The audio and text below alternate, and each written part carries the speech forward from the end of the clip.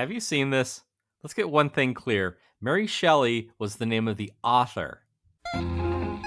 Welcome to Have You Seen This? The world's only podcast about obscure, overlooked, and misbegotten media. All discussions will be spoiler heavy. You have been warned.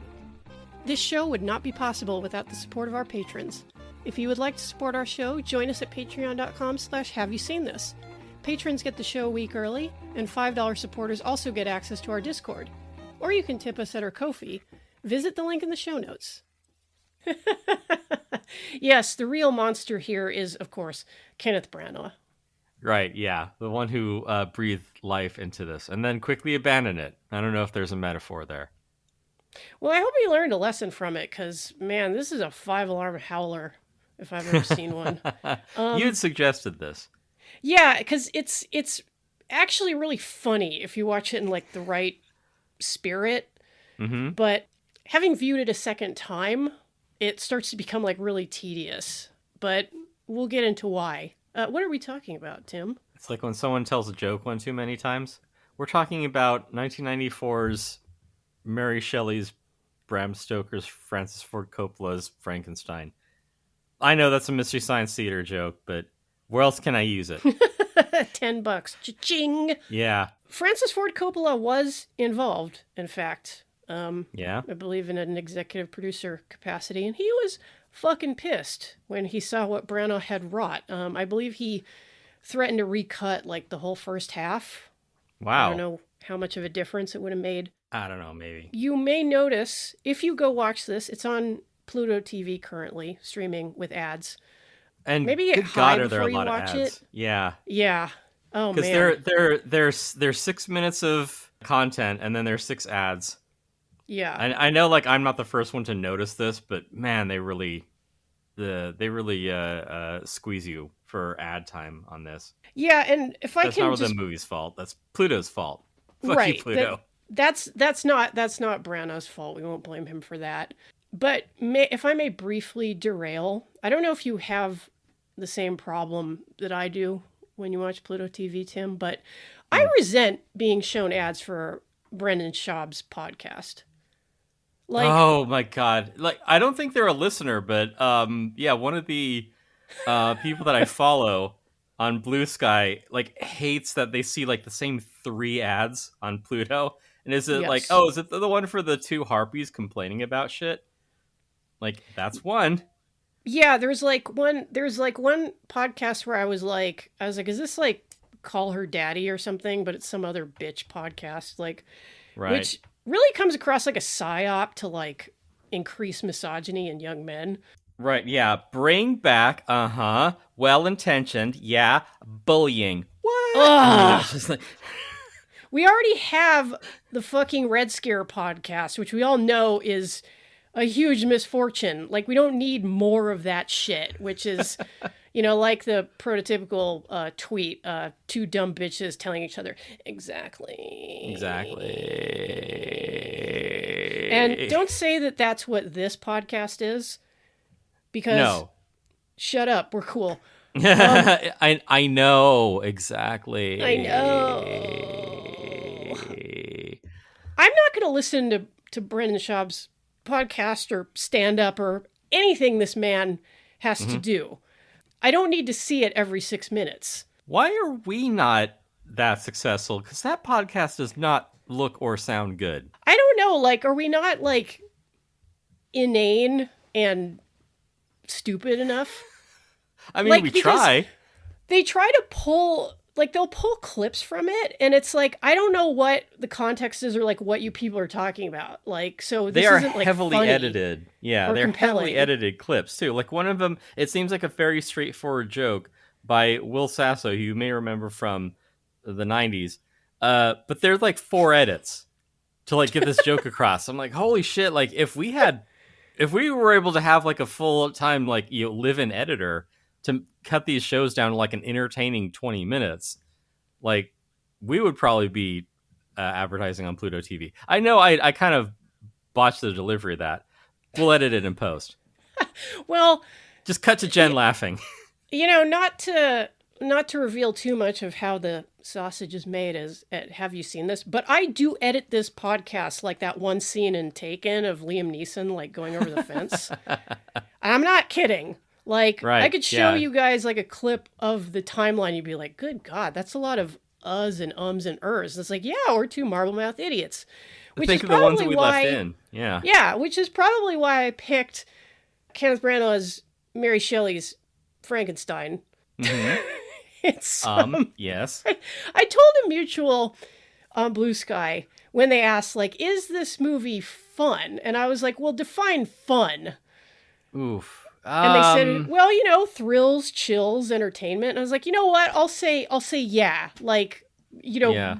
go to if you really want to see like where it should have started to be clear that Branagh was not like the genius auteur that he had maybe been built up as. I mean, you Yeah. probably could have, like, this could have been discerned as early as Much Ado About Nothing in 1993. Because, If there's a prescient title. yeah, that's a very, like, I mean, it's, like, fine, but I think it really embodies, it's kind of like how, if you watch Return of the Jedi, even though that wasn't directed by George Lucas, you kind of see a lot of the horrible shit that'll happen with the prequels kind of starting to happen. Like, like the Right. stilted acting by actors who are like kind of checked out at this point. Like Not getting good direction. yeah, like the just boring talking scenes that like kind of go on too long, like Luke telling Leia that they're related. And you're like, God, did you both take a fucking Xanax before you shot this? Because, Carrie was probably holding. And yeah. Well, yeah. And also that does kind of prefigure some other things. Like, when the prequels came back around, and there are things that, like, the movie just lays it out in front of you, and you as the audience are like, okay, I gotta, like, find a way to be cool with this, but, like, you could have told me this earlier, like, going in. I Right. might not have been a fan if it was like, oh, yeah, there's just a little sidebar incest. We are not talking about Kenneth Branagh's Francis Ford Coppola's Mary Shelley's Frankenstein. No, but that kind of leads into the movie because for whatever reason, like they really lean on Branagh and Helena Bonham Carter's characters being like sort of siblings. That does come up. Yeah. Like they're not related, but I'm like, did Branagh have like a thing about this? Because I don't know. like, As you know, I cannot read, will not read. So I don't know if that's in the original text. It might be one of those aristocratic things where it's like, oh yeah, we're brother and sister because our cousins we're related by marriage, and also I'm like 3/4 German, even though I live in England. And it's just like, sure, fine, whatever. also, we've lived in the same village for 750 years. Right, yeah. So they have one squalid gene pool that they all share. Right. Well, I think, and God, it's been a long ass time since I've read the source novel, which is, pretty good. You tend to like it. It holds up. People keep making movies out of it, including Guillermo del Toro. Yes. Yeah. In fact, I think that I wonder if he'll have incest in his movie. well, as of the time of recording, I believe it is in limited release tomorrow, so we can all go find out. But in the original novel, I think Guess we should that have waited. Elizabeth is not even related to Victor Frankenstein anyway. Like she's just like a kid that his mom like scooped up because she thought she saw her playing like outside her family's house. It was like, oh, she's too pretty to live in squalor or whatever. Which is it's like, oh, poor fucked up. That person must be free. Yeah, which I mean that is kind of how the rich treat the children of the impoverished. If you like look at history, but yeah, and that's that does a topic fit for another podcast. Well, that does kind of fit with the story where it's like, hey, I'm Victor Frankenstein. I'm an aristocrat. Your body parts. To me, you're just a material, which the movie does address. Yes. So just as you might see an orphan and be like, oh, you poor orphan, I can't leave you with your parents. Let me give you a good life. Like Right. What are you, like the like Australian like rehoming commission? Abducting Aboriginal kids? Yep, like merely one of many horrible historical examples. Right, yeah. So, hey, at least that's authentic. But regardless, There's the real horror. I believe that children, like, kind of being raised together in the same house, like, that's basically like a sibling relationship. And I know I'm flying in the face of like all the step sibling pornography that got really popular after COVID and during COVID, Right. but What the hell was up with that? people were cooped up A guy with can't their even find. stepmom. Yeah, can't even find regular abnormal porn anymore. It's all got to be incest porn. It's all MILF stuck in washing machines. Washing machines. Yeah. Well, I don't know. Maybe Branagh really enjoys that shit because he really thinks it's important that like the It does come relationship up between 2 or 3 times. Yeah. right, because the relationship between Elizabeth and Victor Frankenstein is obviously important in the film, and I think that might have a lot to do with the success of the much better Bram Stoker's Dracula, Mm-hmm. directed by Coppola. In fact, Coppola, I think, was going to direct this and then decided to hand it off to Branagh, which I think he ended up regretting. Yeah, that's a shame though. But also, can you imagine lightning striking twice on Dracula and Frankenstein? I don't know if he could have I topped mean, that. maybe I don't know. Like, having watched this fucking movie twice, I'm like, Mm-hmm. I would like to have seen Coppola's take on Frankenstein because this is a big mess.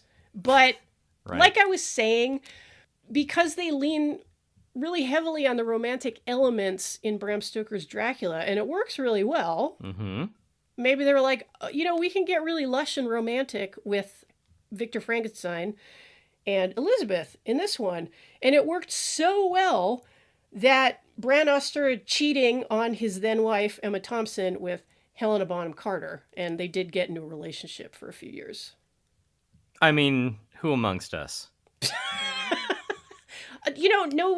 No shade to Helena Bonham Carter. Mm-hmm. But I don't know. I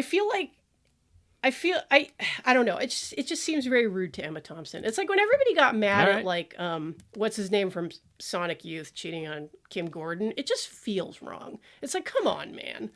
Like Right. Yeah. you have a perfectly good and accomplished and lovely wife already, and I understand Helena Bonham Carter is, choice. They But sure are. come on, man. But as it happened, I believe what happened was that Emma Thompson was actually up for the part of Elizabeth, but she decided to do another movie about a painter called Carrington. And I don't know if she regretted it or if she was maybe happy to get out of that marriage. Because I don't know, if I was married to a guy who made this movie, I'd be like, I don't know if I respect you anymore, bro. Yeah, I'm maybe just it was saying. maybe it was an amenable split. Yeah. Best to Amiable, them whatever. both. But anyway, I do really want to know, Tim, Mm-hmm. what in general terms, what did you think of the movie? Well, like you said, it does lean heavily on the romantic element of it, because there's a lot of pageantry and ballroom dancing in this horror story. Right. Scary. But yeah, it's terrifying. There's an enormous staircase that Yeah. it's Like the almost like, Frankensteins live in a warehouse. yeah, it's almost like operatic in its scale to the point of distraction. Yes. I mean, It's the production design is pretty cool.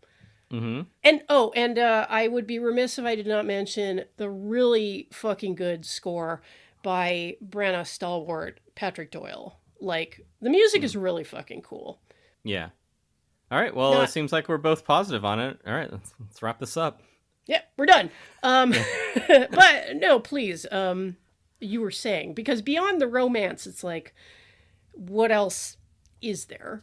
Yeah. I mean, the movie does at least follow through on that, which I appreciated, even if so much of it is just kind of a hot mess. Mm-hmm. I think you feel more strongly about it than I do. Like, I'm watching it, and like, I remember at the time it just not being very good, and that's just sort of the pin that I put in it. I'm just like, yeah, Frankenstein, not worth watching. Yeah, Except for when you got to Dracula's do a better. podcast about it. Well, I mean, that's not a controversial opinion. Like Dracula really set the standard that I feel like, I don't know, crowd pleasing accessible horror movies have been chasing ever since. Yes. It really did gothic horror in a way where it's just like, what else can you say? Yeah. So, Like a very lush film mm-hmm.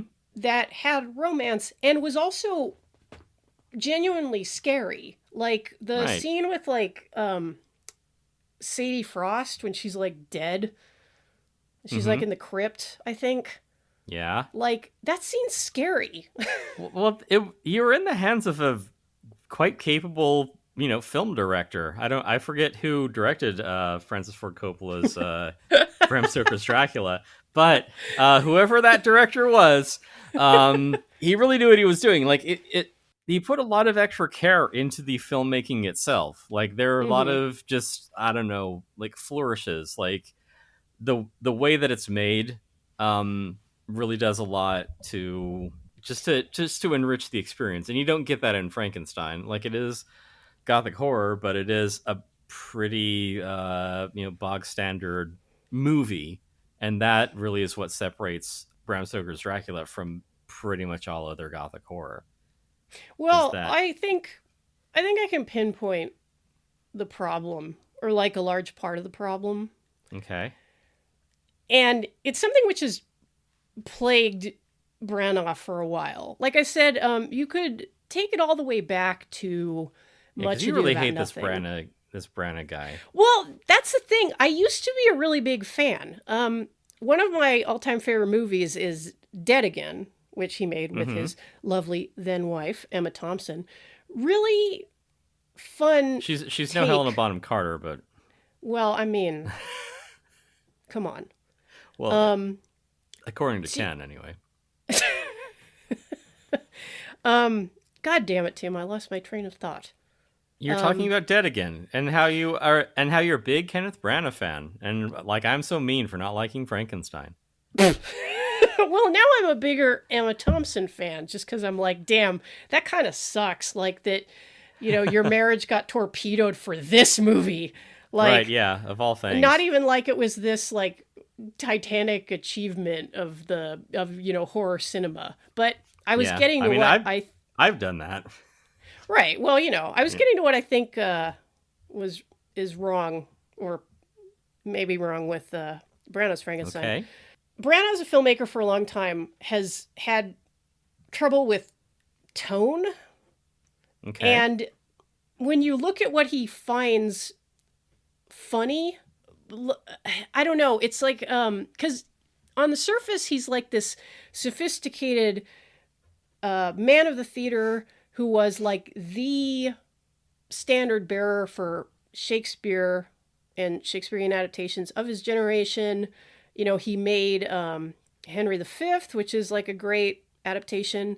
I haven't seen his Hamlet. Some people consider it to be one of the best adaptations ever made. Other people, like our friends over at the Worst of All Possible Worlds podcast, think it's shit, which may be true. Um, Okay. but there's also the side of Branagh, like away from like the man of Shakespeare and letters, which is like a fucking hack and just corny as fuck.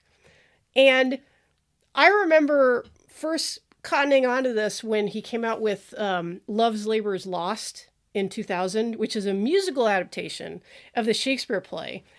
And at the time, I was a projectionist at like this theater doesn't even exist anymore in Westwood, sadly, or maybe not because it was kind of a shitty theater. Wow, this kind of Kenneth Branagh movie must have been terrible. The theater went out of business.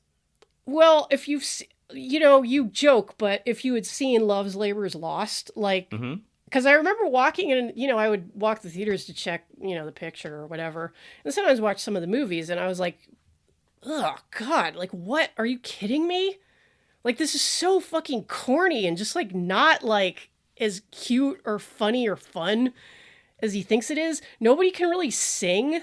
Like, everything he thinks is sexy is just kind of like, ew. Like, just a bad time. And then I started to realize it's like, oh, wait, we kind of saw a little glimmers of this. Like, I don't know about Henry V because I haven't seen it in so long, but as Branagh's career went on, like, he got cornier and cornier. And this adaptation of Frankenstein it's not just corny, it's just that it is so, like, he forgot how tone works in a movie. Like, you don't just turn the dial to 11 for the entire thing.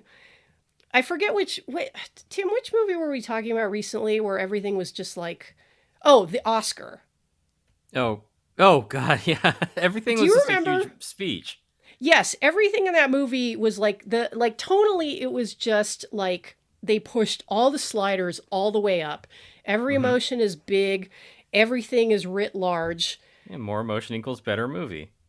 Right. And I don't know what it is about Branagh that he does this. I don't know if it's because he's like an actor's director, and he does really good work with actors. It's just that it's like, dude, you do so much. Yeah. Really good work with actors where everything is just like acting, to quote you in the Oscar episode. Right. Maybe it's that he's only as good as his material. Although, Frankenstein is pretty long-lived too. It's like, no one need ever die, even literature. So maybe he kind of got high on his own supply, like thinking that he was the one making it good rather than the material making it good. Yeah, like and sorry to cut you off because that is actually like a really apt point. It's like, this is one of the most durable, like, horror and sci-fi stories Mm-hmm. ever written, and it came out in like 1818 or something Mm-hmm. like that. It's pretty fucking durable material. It has survived all kinds of adaptations of Right. it, good, bad, and indifferent. Mm-hmm. And I guess if you're like the Shakespearean guy and you're like the young, at the time, like kind of like the, like a young Olivier, Right. and basically making like these huge hits that could also be considered like art films. Maybe you start to think that you're invincible. Right, yeah, and maybe this just isn't his genre. Maybe he doesn't understand the genre, and that's really the problem. Because, like, Yeah, he like can play a straight drama, but if you're like, and then the eels come in and start biting Robert De Niro's body, and then they boil him in amniotic fluid, and you're like, yes, play it completely straight. I forgot about the eels. Yeah, that's one of those things that I think may have been, like, cut for narrative expediency in other adaptations, where it's like, look, let's just use the electricity thing. We don't have the budget for eels. Yeah, and God, like some like prop department guy had to like build those eels. Mm-hmm. Like, Yeah, they had to build a full-on rubber suit to like hide Robert De Niro in, which doesn't do him any favors either. No, this is and I didn't. The first time I watched the film, I didn't hate De Niro's performance in it like a lot of other people did. But on a rewatch, it's like, good God, like, why would you saddle this man with this? Like, he's totally buried under those prosthetics. And of all the people in the film who are all like, they probably most of these people don't even need to be fucking directed by Branagh. Like, they're, these are British actors, set them and forget them. Like, Right. I don't Ian know Holmes, what. go. Yeah, Helen Bonham I don't Carter, know. go. Yep, I don't know what, if anything, he told De Niro because he's like so just like one note. Like the scene where he finally is able to sit down and confront his creator is so boring. And it's the first time that he like expresses himself too, which is weird because it's like it seems like a big get to have De Niro as the monster. I'm sorry, as Frankenstein. The Yeah, it seemed creature, like- or as his friends call him, the Creech. Yeah, Creech. Friend. Yes, they call him friend. Friend. But yeah, so it seems like it'd be a big deal. You're like, oh, we're gonna get a really dynamic, sympathetic monster, but most of the time he's just kind of like murmuring and skulking. And I mean, Right. you don't need De Niro to do that. Yeah. Like and I know that the role of the creature has always been associated with prosthetics. I mean, just look at fucking Boris Karloff. Yeah. But, like, you still, like, going back to look at that 1931 Frankenstein, it, like, Karloff got so much out of that performance. It's basically like a monosyllabic reanimated corpse. It's like, it's so sensitive and touching. Mm-hmm. Like, and De Niro has all this material to supposedly work with, and it's just dull. Yeah, it's, I don't know. I'd hate to say it, but it sounds like De Niro was miscast. Also, like, I mean, I'm waiting for, like, the mobbed up version of Frankenstein's monster. That'd be like, okay, perfect. I did see, and this comes with the standard IMDb trivia, like, asterisk, because there isn't a good way to, like, verify the truth of these trivia tidbits. I know Wikipedia doesn't say, or they say, like, IMDb is not a reliable source. You can't use that. Right. Although I do love reading, I love reading IMDb trivia and IMDb reviews because there are all kinds of delightful little surprises on there. But IMDb trivia claims that one potential actor for the monster was Randy Quaid. Well, you wouldn't even need any prosthetics. No, like, just let Cousin Eddie work. When you were getting to that, I'm like, please say Crispin Glover. Please say Crispin Glover. Well, don't forget, Crispin Glover did play the part of Grendel in Beowulf. Do you remember that? No, but I'm sure we'll cover it in an upcoming episode. I hope not. That's another Zemeckis monstrosity. Speaking of monsters, whatever happened to that guy? Yeah, huh? But maybe it's the short version of this episode is just stay in your lane. Like, if you've achieved certain acclaim, like, it doesn't necessarily translate over to another genre. Yeah, and Coppola did appear to understand horror pretty fucking well, I would say. It's such a lush movie, Dracula. Yeah. So yeah. And, you got your Gary Oldman and your Winona Ryder. Sure enough. And also, you have Keanu. Do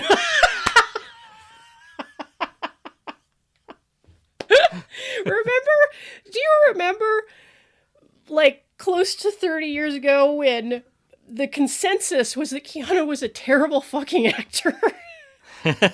Yeah.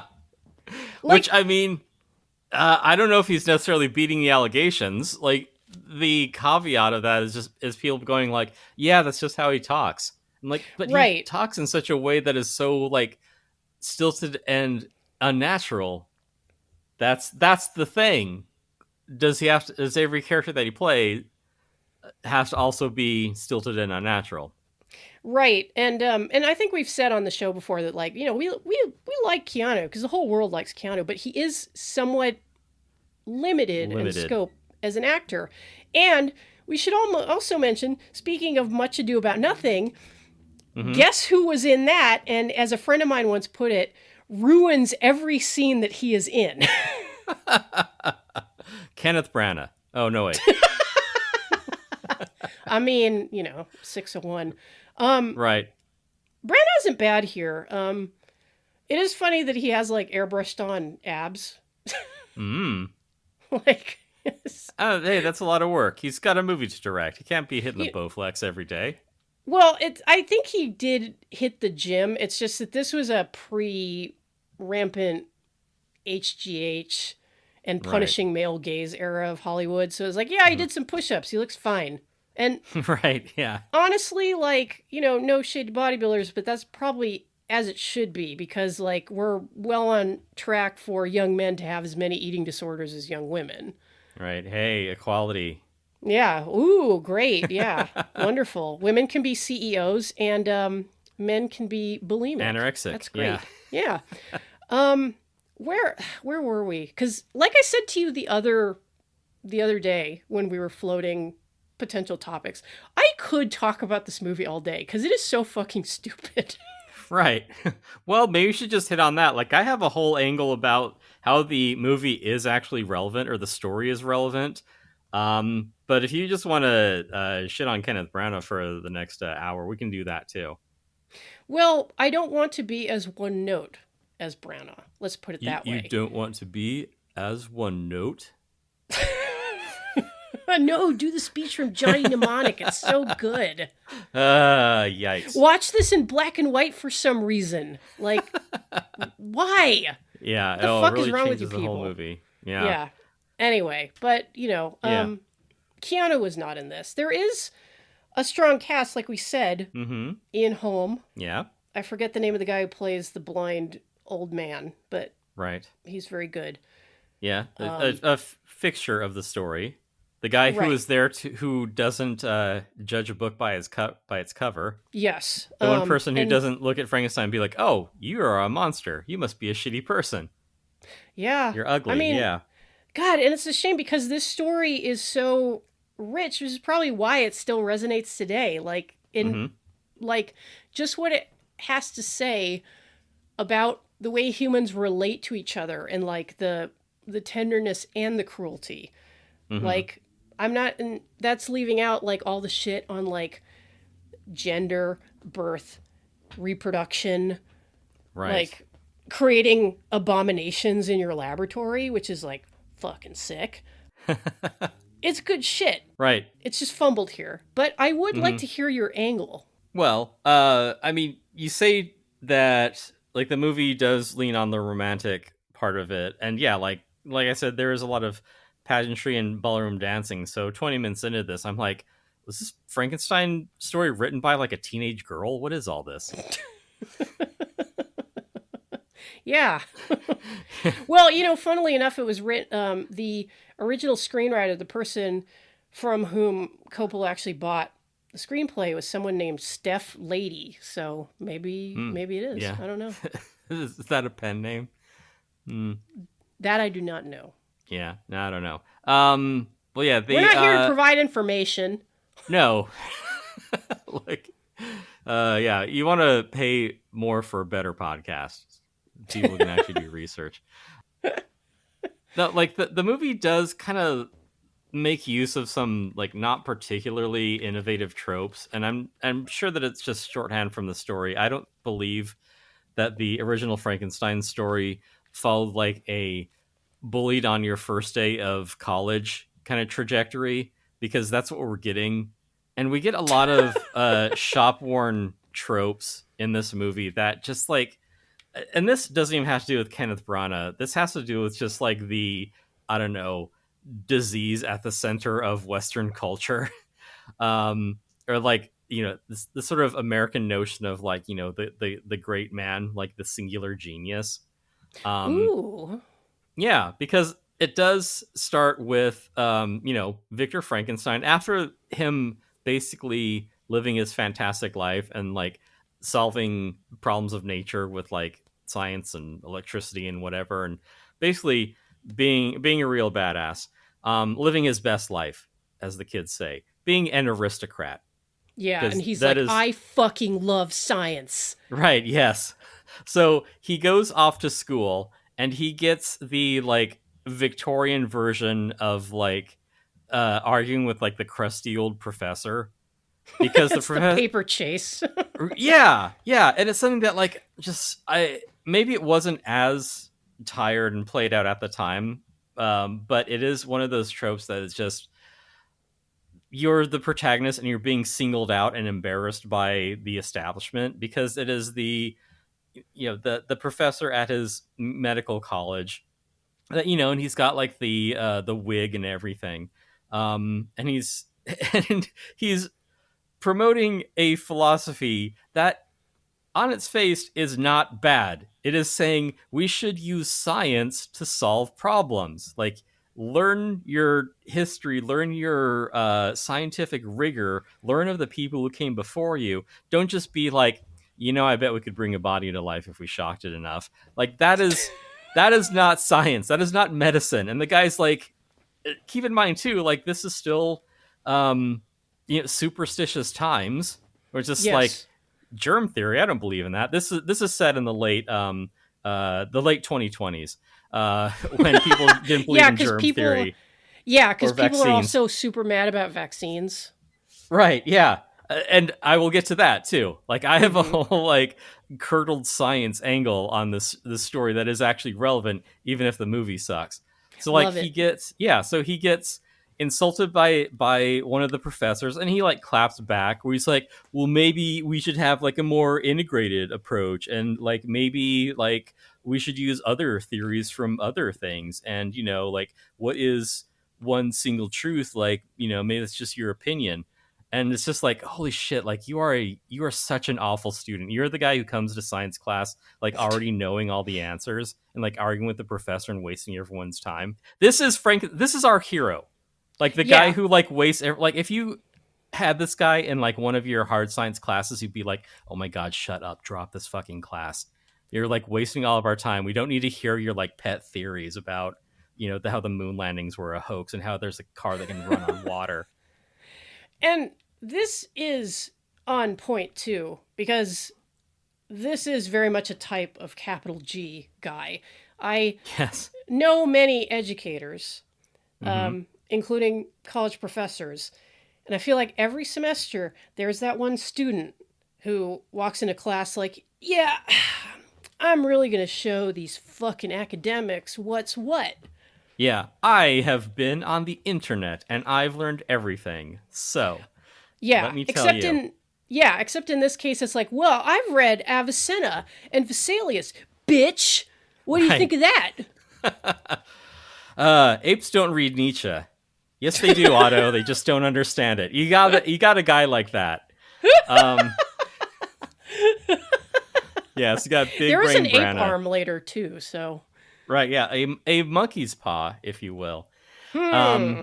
Yeah, But you yeah. were saying, Oh, but I was ranting? Yes. So he already like gets in a fight with like one of the professors, or gets in an argument. He meets another nerd. He meets like his nebbish sidekick. Because Clerval, this played by Tom Hulse. Yeah. So we're just basically doing like, this is a like college hijinks kind of movie. This is like Porky's 1793. Oh God, Um no. Yeah, yeah. because then another guy in like a powdered wig is like, "Hey, do you guys want to fuck? We're going out to a shack and we're all gonna take our clothes off." We're gonna meet a strumpet, and she costs only 9 farthings. Uh, hey, yeah, yeah. We gotta check your dicks first to make sure none of you got cholera or diphtheria or dropsy. I or believe whatever. you have some kind of a pox. I don't know Yeah, exactly which kind because medical science is in a kind of infancy at this time. right, yeah. Ugh. Yeah. So it's early days of science. Hey, it's freewheeling, anything goes, and I am gonna bring that around later. Mm-hmm. But yeah, so he meets another nerd and he gets bullied basically by like another larger scientist, where it's like, come on, you're in medical school. This is not Yeah, that real. was. And the thing is like hazing does exist even in these like rarefied spaces, but I did wonder on the second viewing like why it was necessary to show like another student being like, "Get the fuck out of my way, pledge," and like Yeah, walking into Frankenstein, because it's like, what? yeah. Fucking, have you Like, even read Principia? yeah, like, is this gonna come into play later in the movie? And it really It's to doesn't. make him, yeah, it's to make him sympathetic in like the most like hackneyed way. Be like, I oh, guess, yeah. oh, you poor guy. Like, the medical establishment, the halls of science, they aren't allowing basically a mad scientist to just cook. Which, I Yeah, these mean, these fucking jocks are like up my ass about it, bro. Like, I don't even know. yeah, fucking scientific method. Why don't you scientific method my ass? I was like, When do we okay. get to put doves in bell jars and suck out the air? Right, real science. Come on. Yeah. Yeah, and Also, I'm sorry to yeah, interrupt you again, Tim, but like the relationship between Frankenstein and Clerval is really like they seem like college boyfriends. I'm sorry. Like, that's how right, it comes yeah. across. Was that the intent? I don't know. But I mean, shit. Like, Yeah. Well, he's you could there as an probably amiable. extrapolate a lot of fanfic from that. Yeah. Well, he's there as like an amiable character, but he is superfluous to the story. Like he isn't even there to like get killed to be like, oh shit, this is serious. Like he's Yeah. there to be like, oh, by the way, Frankenstein killed your dad. Uh, I'm calling him Frankenstein, not the monster, just as a shorthand. Yeah. Uh, Terrifier the clown. right? Yeah, same story. Speaking of other shitty horror movies, No, the doctor was named Terrifier. the Terrifier was the clown. That's how you remember it. Yeah, but here's like the whole point of what I'm getting at, and it sucks that this movie isn't good. And I know that Guillermo del Toro isn't going to address this because he's going to make a gothic romance because that's his jam.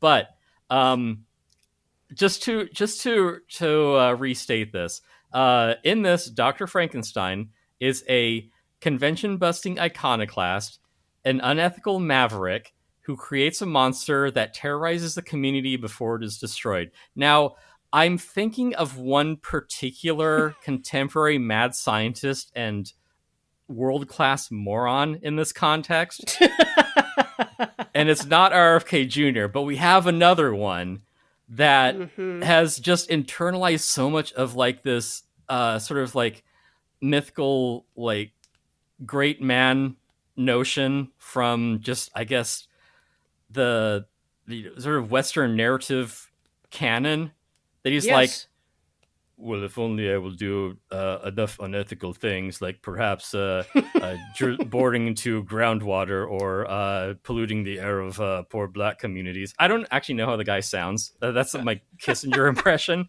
I've actually never heard this. Another very evil guy. Right, yeah. I've never heard this fucking moron speak, and I hope to live out the rest of my days without hearing what his stupid voice is. I only know what people's impressions of him sound like. But yeah, so like Frankenstein has the same modus operandi, which is in advance of my mad science project, what's the harm in desecrating a few bodies? Like, where does it stop? Yeah. Like, it's okay cutting corners by cheating, by overworking yourself and others. Like, this is the key to success. And it's like, that is a load of complete horseshit.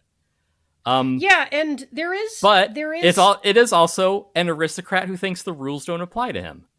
Yes, because earlier in the movie, we see that little Victor Frankenstein is Mummy's special boy. Like, because this movie was written with a sledgehammer and edited with a hatchet. In the, like, incredibly blindingly paced, like, beginning of the movie, we see, like, little Victor, like, with his mom who's telling him, you're the bestest specialist little baby boy son ever. You're so great and amazing. It would suck if I died in childbirth. Right. So that fits what you're saying because, like, that's how you create another kind of monster is like Mummy's special boy who gets like all the resources he wants to wreak as much havoc as he wants. Yeah, never telling them no and being like, oh, the poor classes, like the lower classes and poor people, they're just grist for the mill. Like in the movie, like it does actually make that case like, hey, it's all just matter. Like they're all just spare parts. Like you are just a guinea pig for me to put my Neuralink into. Who cares if it works? We'll get another one of you. Like, you have to live with the consequences. I'm moving on to the next thing. Because even in this movie, like, Victor Frankenstein creates an abomination and then just abandons it. Yeah. It's like, that... We are still almost like seeing a guy who has, like, 13 kids and isn't really involved with raising them. Right? Yeah. Like, talk about someone who, like, completely missed the fucking point of this sci-fi horror gothic literature. It's like, I'm going to be a cool guy and create something no one else has ever done before. It's like, did you read the rest of the book? Did you even, like, grasp any of the themes? Or did you just, like, cough onto, like, a sheet of paper and turn that in and get an A+, because you're mommy's special little boy? And by the way, the school's named after an emerald mine. It's so... I love that you evoked Elon Musk because literally a note that I wrote down watching this a second time was something like, this movie is big, dumb, loud, ugly, and everyone hated it. It is the Cybertruck of prestige novel adaptations. Yeah, exactly. Just a poor idea through and through. Just like you look at it and you go, "What the fuck, man? Like, what were you even trying to do here?" You're like, yeah, it's cool, but I'm also not like 12. So, Yes. yeah. I could see this movie being like cool and exciting if you are 12 because Right. much like you don't really have a ceiling on like how much sugar you want to consume. Like there's like for Branagh there's no ceiling on like how much like intense emotion he wants to put into the film. Yeah. And I'm sorry if I'm derailing you temporarily, Tim, but Yeah. it's I want to say this about the opening of the movie because this movie is pretty faithful to the source novel. They include the frame story of Frankenstein and his creation turning up on an ice floe near the North Pole somewhere. And at first, when it starts, you're like, "Oh fuck, is this going to be the Terror season 1? Hell yeah!" No, try not to think of the terror when you're watching this. You'll only be I know. sad and disappointed. I know Jared Harris is nowhere to be seen. It's sad, but hats off to them to keeping the irrelevant frame story, though. It's like fine. Like people more literary than me can defend it, but yeah, it's one of those anthology movies where the first like story goes on way too long. You do have in this opening and closing of the movie Aidan Quinn looking very fine in beard and long hair. Man looks good. I was like, okay, Aidan Quinn, nice. However, the way that the opening of the film is cut and the choices of scene making, like I don't know if maybe Branagh was like, I'm going to lean on the horror because this is a horror story. So what ends up happening is like the, this ship and crew is stuck in the ice. The crew are really unhappy because they're like, check out this Captain Bligh motherfucker, like telling us we're going to keep pressing on beyond. I wish I had gotten on the Terror instead. Like at least I had like modern equipment. Those guys on the Erebus seemed really, really nice. I wonder what happened to them.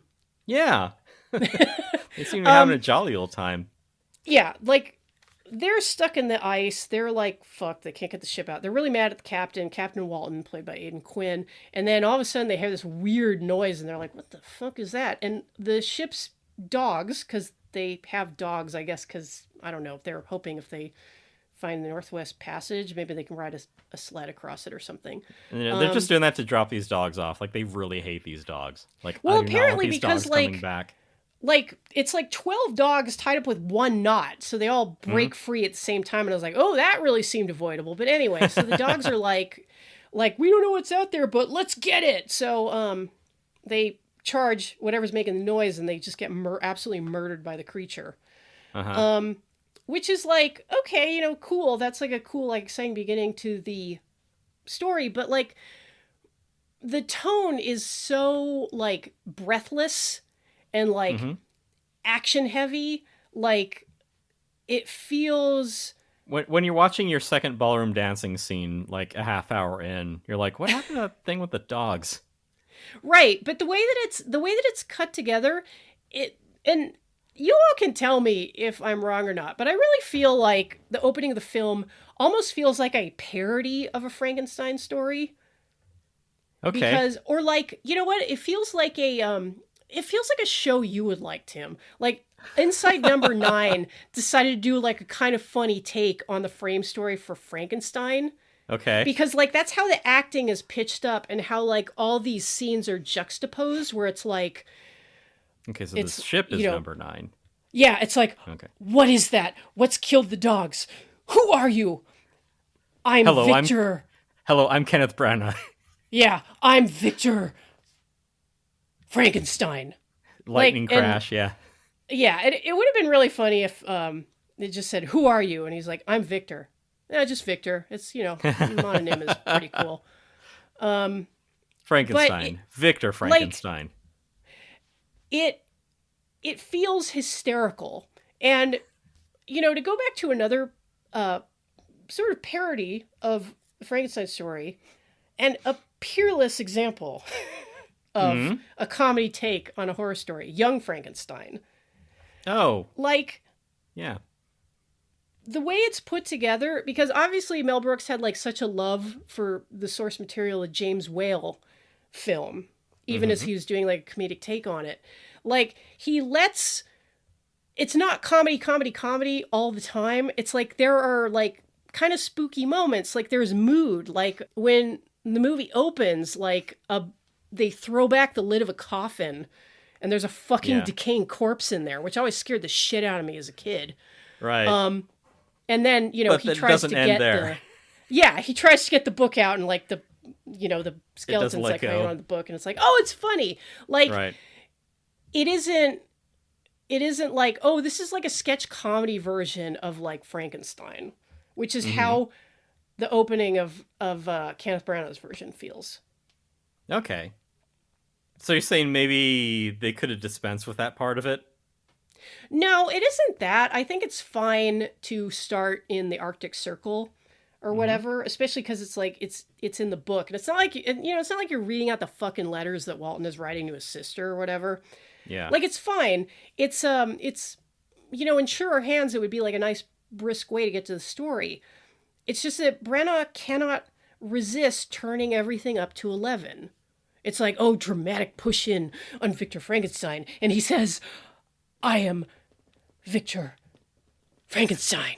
Like the whole thing feels like that. It just becomes very arch. Yeah. Almost to the point of camp. And there are moments in there that, and it's later on in the movie where things happen where I'm like, okay, I get what Jen is saying here, because it's like, you do not need to put that in because it really undercuts like the tone that you're going for with this movie. There are moments in this movie which feel like full-on comedy beats.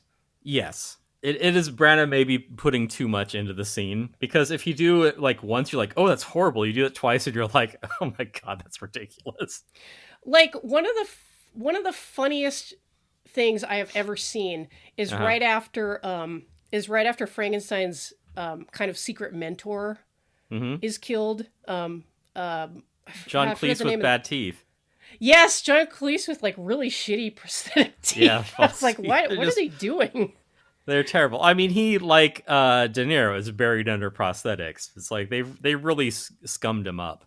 He's fine though. He does give like a very like deft performance. Like which is hilarious to say about like John Cleese, like the comedy actor. I think that the fact that he was known as a comedy actor was where they were like, I don't know, let's like ugly him up a little, so like maybe people won't immediately say that's John Cleese. But like De Niro, I mean, he casts a long shadow, or he has like he as the performer kind of eclipses the part, because when you hear that voice, you're like, is that John Cleese?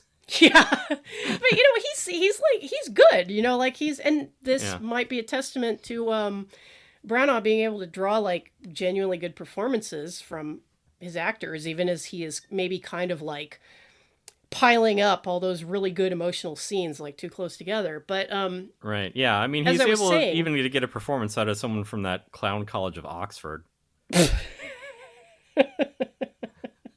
Well, beats Princeton, but they'll let anyone in. Yeah, like possibly the premier clown college on the Eastern Seaboard.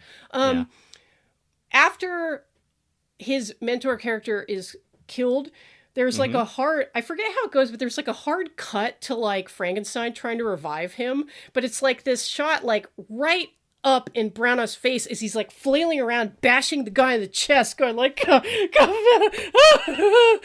don't remember what he's saying, but it's hysterical and it feels like a comedy beat. I started laughing my ass off. It looks like a fucking Sam Raimi film. Yeah, it's a really short lens. There's a lot of busy camera work in this. Like the camera swirls around like just like, hey, we want to shoot every inch of this set that we built because it's so very like gothic and detailed and rich. But yeah, I don't know if that's a good or bad thing, but yeah, that it does have a very busy camera. Yeah, and I would argue that the relentlessly moving camera kind of contributes to that exhausting feel of the film, where it's like there are no like quiet moments. And there really should be. Like there should be some moments in there where you're like able to like kind of reset Yeah. and maybe return to baseline, and then you're ready for Helena Bonham Carter to start screaming again or whatever. Right, yeah, or heaving. I mean, any of that.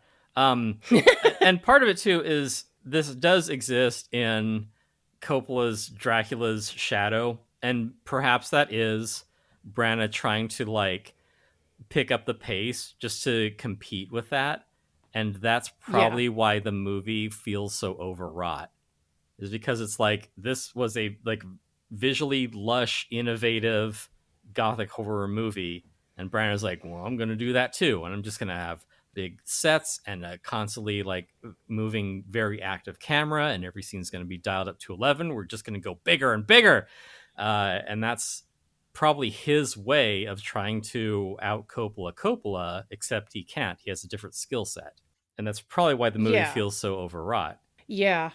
Yeah. I guess that Coppola Dracula really does like cast an incredibly long and creepy shadow. Yeah, which is weird because you saw it on the other side of the room.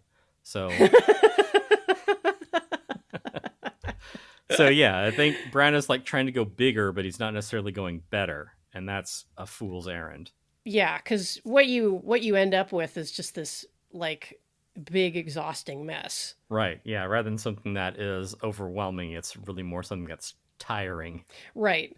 But did were you able to express all of your read of the film as like still relevant today? No, I'm still getting warmed up. Oh hell yeah. Okay, see, because not only because Preach. speaking of John Cleese's character, he educates Victor and his sidekick in the ways of mystical Eastern medicine, which I'm like, holy shit, is this like a bad science bingo card? Yeah, he teaches Frankenstein about chi, Right, yeah, which is hilarious. yeah. It's like, well, it wasn't scientific then, and it's not scientific now, but we're still gonna make use of it. And Ooh, that's gonna make our tanky listener very upset, Tim. oh no.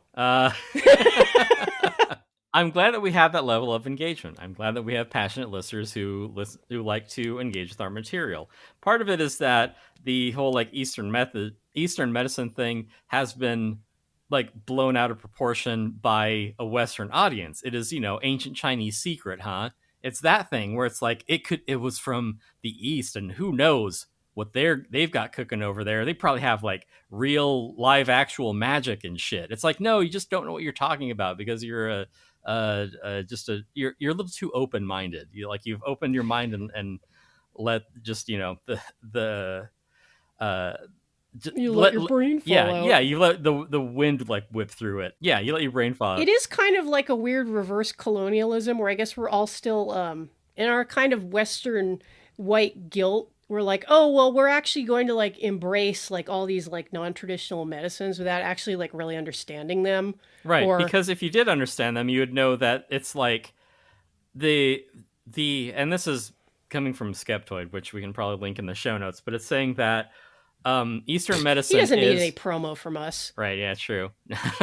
Yeah, but it's like the capsule summary is Eastern medicine was based on like this guidebook for like roaming doctors, and it basically boiled down to use real medicine. When you don't have real medicine, use like folk medicine, and when you don't have folk medicine, just try and do the best with what you got.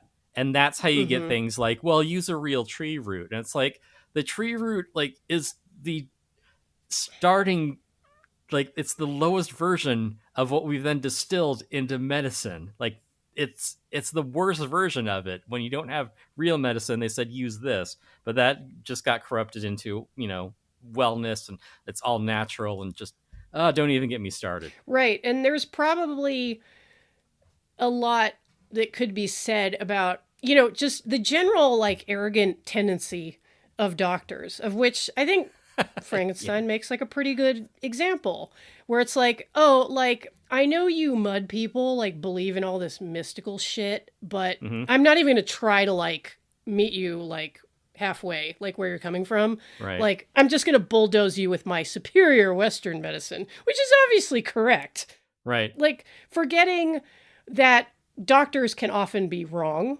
Oh, They can you met often my like doctor. totally right. But yeah, when Cleese is telling them he's teaching them Eastern medicine, that's when his sidekick has that run in with the monkey's paw, which I think is a fun little symbolic nod, because there's a story about the monkey's paw, so like, careful what you wish for. You might make a Yeah. huge disaster out of this. But then also just other. But actually, the professor uses that to jerk off. Oh yeah, it's it's called getting monkey handed. I've invented the stranger. I'll be rich. Monkey handed. Sorry, but pray continue. Right, yeah. But other things too, like just speaking of the this through line of just like aristocratic mental illness. It's like, we'll never have to die because we're so important. Like, we can just like, drink the blood of orphan children and we can stay young forever. It's like, you guys got a real weird fixation about not being able to come to terms with your own mortality. It's like you own the world, but you want the world to die with you. So, there's like, there's Peter Thiel. There's, whatever. I don't remember the name of that guy who like gets like weird infusions and like does like dick measuring contests with his son. It's like some zillionaire who's like trying to not die. Fucking weirdos. Yeah. It's like maybe live a rich life rather than trying to extend yours indefinitely. I mean, right. And I've given up. Like I've done a podcast that's gone nowhere for 8 or 9 years, but you do. Yeah. This is our monument to man's folly. Absolutely. But no, you're right, because like a major overarching theme of Frankenstein or the modern Prometheus is in a very foolhardy way thinking that you can subvert death somehow. Right. Yeah. It's like it's that Arrested Development thing. Like everyone before me has died, but I think I might be able to cheat death and live forever. Yeah. But it might work for us. Yeah, it might work Elizabeth. for us. Yeah, like every one of these like charlatans goes up thinking they're the first one to invent like immortality. It's like everyone has tried this before you. It's never worked. Maybe take a lesson from that. And everyone's just like, no, I'm built different. It's like, no, you fucking aren't. That's a really good point. Because like we're living through like kind of the apotheosis of that madness right now, where it's like we want to live forever and it's all going to be your problem, you the unwashed Morlocks, right? Like, yeah, it's that I'm willing to sacrifice as many of you as it takes to meet my ends. Yeah, or like other like from Shrek. Yeah, and then they just keep trying to like launder it, like what is that? Yeah, it'd be like saying, hey, Frankenstein, he's all natural. He's organic. Like, what, you don't like giving people like a second life? Like, what's wrong with being an organ donor? What do you have against organ donors? Yeah. It's like you created a monster. And it's really explicitly, the point is explicitly made in the movie in another one of those like needlessly like hyperactive camera scenes where we're like endlessly rotating around a table with Clerval and Frankenstein and Frankenstein's mentor, where Frankenstein's like, come on, what's the big deal? Like, I just want to give people a chance to like live their lives. Like, why are you on my jock about this, bro? Why are you so uptight about grave robbing? Right. Yeah. Like these people are dead. They're not of any value to anyone. They can't protest against you stealing their precious bodily organs. Like, it's like that. It's free real estate. There was that recent Max docuseries, The Mortician, about like a massive like funeral home scandal in Pasadena in the 80s. Long story short, it was about a guy who was running like a cremation business. And he was like, you know what? Like the way to make money at this is to just cremate as many people at the same time as possible. So he just started like cramming bodies in. Yeah, it's all material, whatever. And that was how they actually talked to the guy. This guy, because he's like a sociopath or something, was like, yeah, I'll sit for an interview and like explain myself, having just gotten out of prison for what I did to countless families. Yeah, let me help you understand my cost-cutting trick. Yeah, and that was pretty much his take. Paraphrase was like, what, like, that, like, those aren't even your families anymore. They're family members anymore. They're dead. Like, who cares? It's just ashes. So who cares if you got like the wrong ashes or ashes mixed up with somebody else's dead parent? or loved one. Like, Whatever. why are they so mad? I don't understand it. And it's like that narcissism of just like, look, I'm over this. Like, why the fuck aren't you? Right. Yeah. None of you matter to me. Like, why are you so hung up on this? Yeah. And I mean, Branagh does put across, and I guess Darabont, because I'm sure it's in the original screenplay. It's just that, you know, like, Branagh decided to play everything through Marshall stacks. Just the monomania of Victor Frankenstein, because like, and it's so hilarious the way they lay this out in the movie, because it is so fucking unsubtle. Like, Yeah. you have Frankenstein going to his mom's grave and saying, no one should have to die. It's like, oh, okay, I can see where this is going. Right. Yeah. Oh, mommy issues. Mm-hmm. Right. Yeah. Yeah. Yeah. So let's check another thing on your bingo card. Another, and this is irrelevant to like the larger case that I'm making. But it is funny how they are, doing the work of science by inoculating people against like the plague in this town, and they're doing it in an insane asylum. And that's when they meet De Niro's character, and he doesn't want to get the shot, so he's like the first anti-vaxxer, which is only fitting that he's also in an insane asylum. Ooh. Yeah. Well, yeah. Yeah, Yeah. it fits. And I'm sure there were, like, I'm sure these people existed, like, at the time. It's just there's something about... Stupid people have always existed. Well, there's something about our era which, I can't think of what it might be that has enabled them to, like, spread, like, a very pernicious and damaging message far and wide. I don't know, like, maybe it's, like, some kind of, like, madness machine that we all have access to.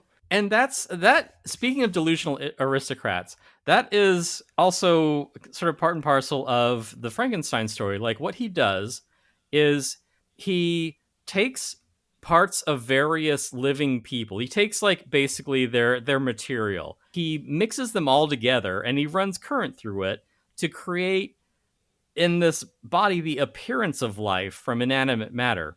So it's like if you piece together like a brain from like an untold number of sources and ran like a gigawatt of power through it and tried to talk to it. If you're like a delusional lunatic who like ignores like the scientific, method, you might think you're witness to like a living thing, right? You might be so convinced you're like, I have created new life from inanimate matter. I am a fucking genius.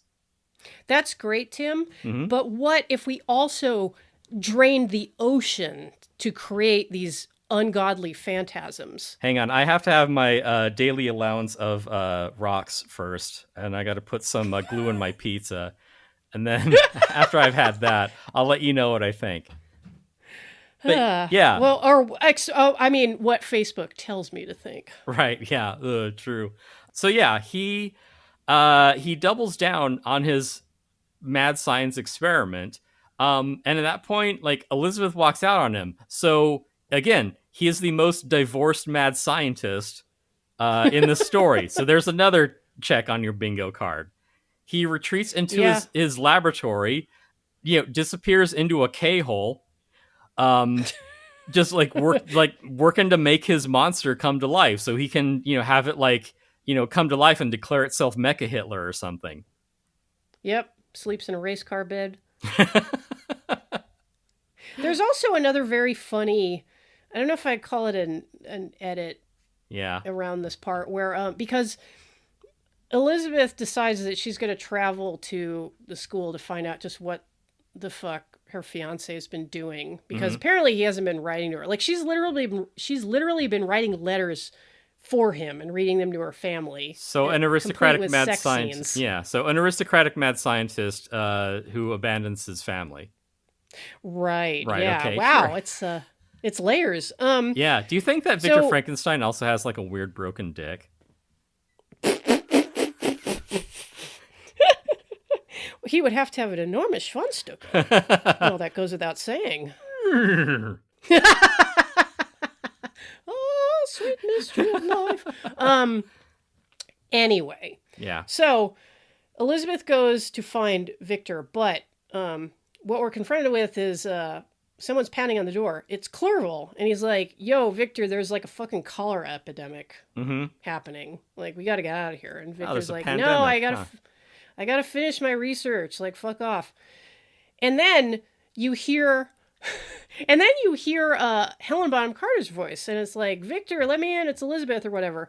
Yeah. But the way that scene is put together, it makes it seem like you're in a horror movie where like there's a shape-shifting monster trying to get Frankenstein to open the door, and it is shape-shifted from Clerval to Elizabeth to try to fool him. Or just imagine like the line of secondary characters out the door.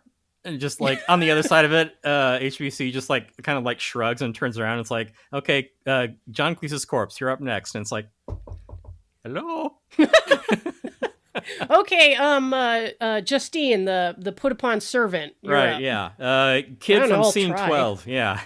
You're up. I'll give it a shot, but then I got to go be in a Marquis de Sade novel. Yeah. Well, hey, work is work.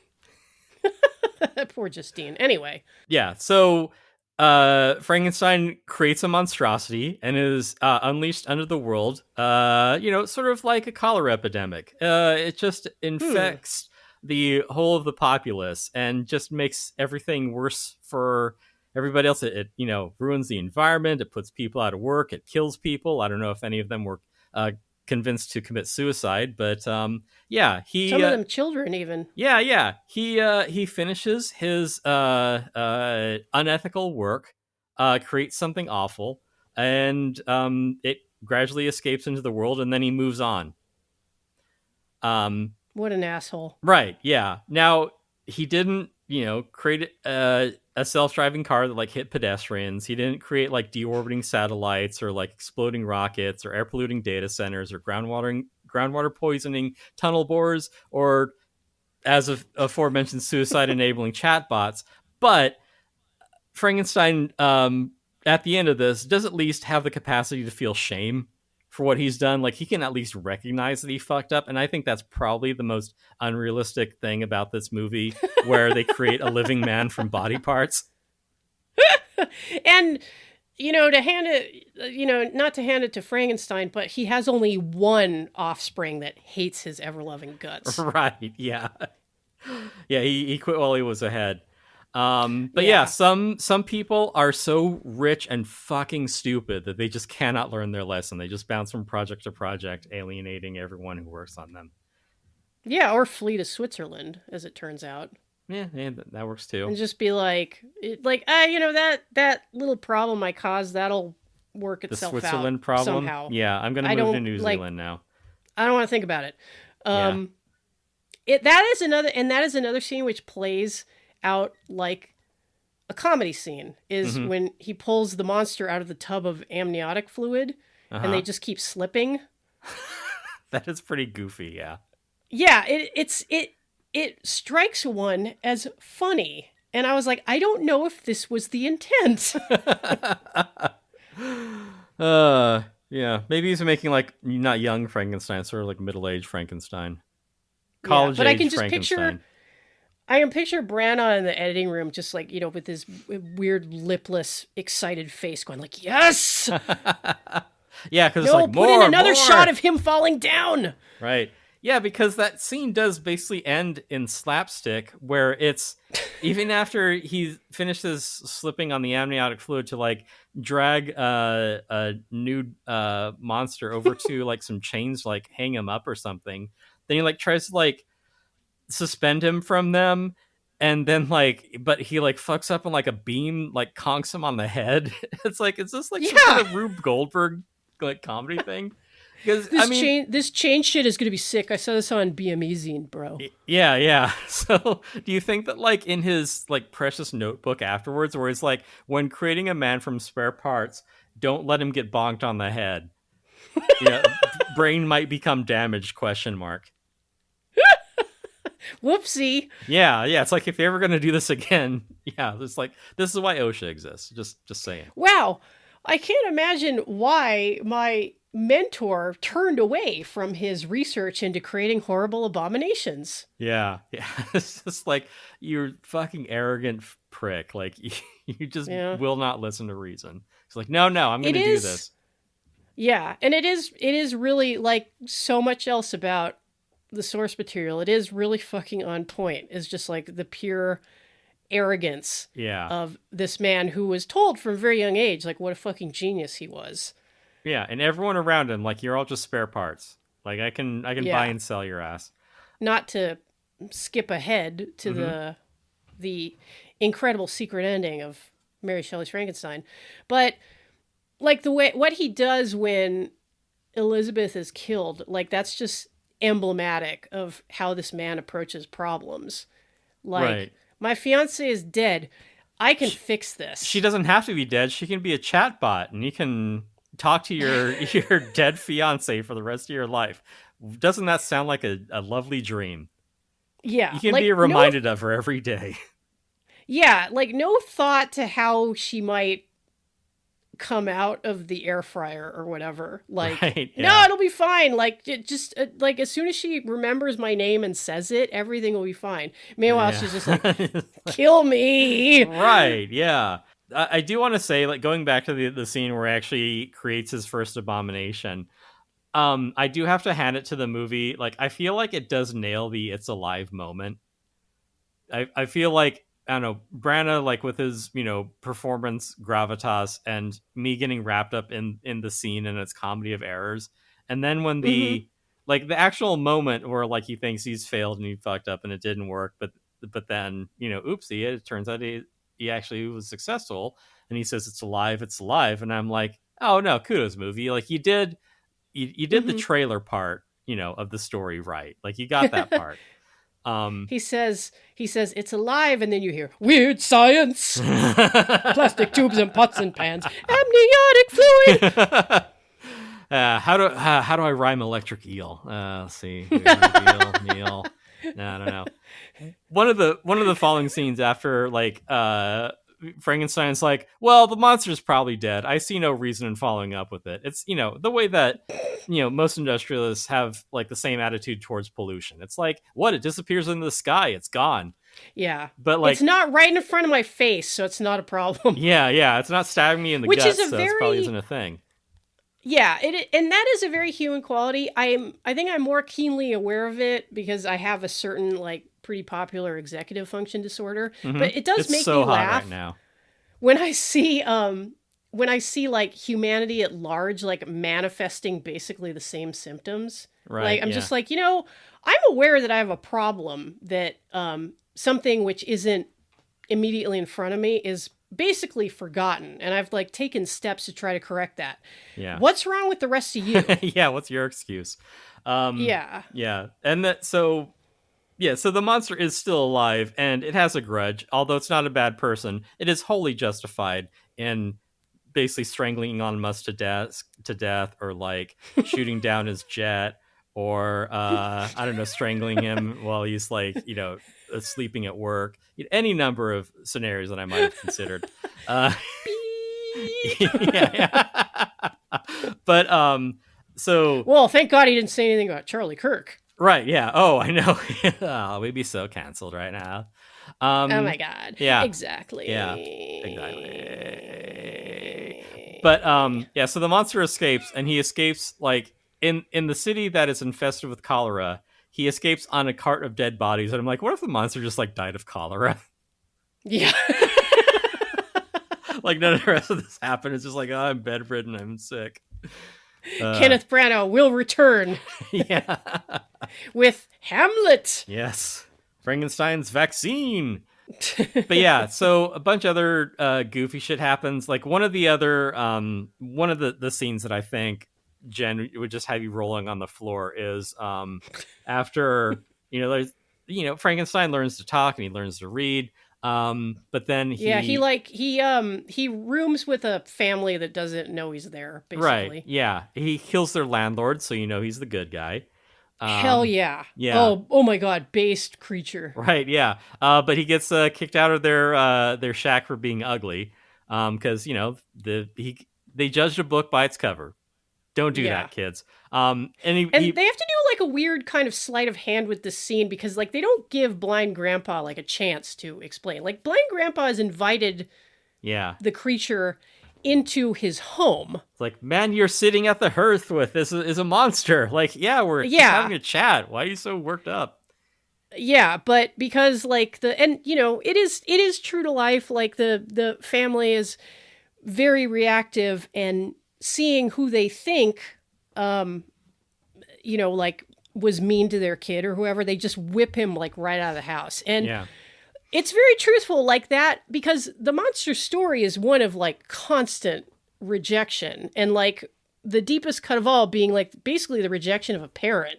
Yeah. A parent who didn't want you. They created you, but they were like, nah, no thanks. He just wanted more South Africans and for Grimes to raise him. He just wanted to send more cum to women in his company.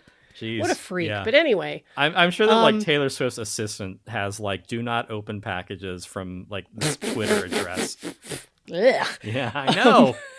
Ew, this one's wet. Gross. But back to a slightly more likable freak, Victor Frankenstein. Right, yeah. Rich freak. Yeah, so the whole story of the monster is one of like just constant rejection, not just by a parent, but it just plays out again and again and again in the world of people. Like, people just react to him like horribly. And, and sadly, he starts to become like the monster that they see. Because he does like fucking kill people and enact this horrible campaign of revenge, which, is, like, I'm not saying I condone it, but I'm like, well, I kind of get why you would feel that way.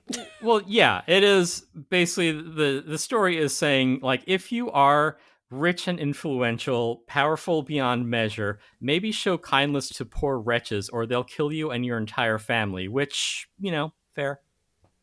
They will rip out your fiance's heart and show it to you while it's still beating. Right. Somehow. Yeah. Like, can you imagine like that level of animosity that someone might have, from maybe being forced to work over weekends and holidays in your shitty fucking factory? Yeah, never seeing your family. Never having a family. Right, yeah. Because you're never even having a friend. Right, yes. Yeah. So, yeah, Frankenstein the monster, Frank. So he's had it, and that's Frank Stein. Yeah, Frank Stein. And he kind of has this moment that I think, Jen, is that like arch camp tone stuff that you're talking about. Because it is where he's burning down the shack and he says, I want revenge, Frankenstein. And it is goofy as fuck. Yeah, and like put that in like the caption, like the still, like please, like use that. Yeah. It is so I'll just put him saying I'll just change the caption to do not want. Right, yeah. It is tonally, it is a lot. And I'll say this because like it was kind of what I intimated to my mutual on Blue Sky. Like, if you have a high tolerance for this brand of shit, like if you read this as camp, right, and it's very funny, it is sort of a fun ride. Just because it's like, damn, look at that. That's fucking stupid. Yeah, there's a part where Justine gets and Justine, like the assistant or the maid. Yeah, she gets blamed for the death of the kid. Which, I mean, kudos Frankenstein's monster for framing someone for murder. That's pretty impressive. Yeah, and like I said on Blue Sky, you could tell that this monster is smart because he doesn't say comprised of. Yes. He says, these people of which I am comprised, which is, that is some proper ass grammar. Right, yeah. But, so Justine, she gets hanged and thrown off the side of a building, which, I mean, yeah, they really hated Justine, I guess. Maybe they're just looking for an excuse. Yeah, and in another, like, insanely histrionic sequence. Like, yes. This short sequence is a pretty good example of what I say when the movie is just like unrelenting in its like emotionality to the point where you get like tired and it starts to be really funny. Like when they threw Justine off the parapet in slow motion, I was laughing. Yeah, not least of which because that's like a 4-story fall. Like I don't think you need the rope at that point. Like she's not going to hit the ground and be like, "See ya." He's like, oh, damn, you guys tried, but Yeah. better luck next time. Yeah. Ow. Right. Well, she inflates her dress. It acts as a parachute. And yeah, more of like tonally things that are just like too much to the point where like it becomes unmoored and you're no longer invested in like the horror of it. Like it's like the hits just keep coming and you can't like Yeah. stay grounded. And it is Justine hanging and like her mother who like made a very tearful plea in an earlier scene be like, she's all I have, like get her back. And keep in mind, like this is a really fast like hanging. Like this is justice doesn't move this quickly in any other context except for I guess when it's incorrect. But Yeah, it bring is back lynch mobs. right, yeah. But That'll fix our sclerotic court system. right.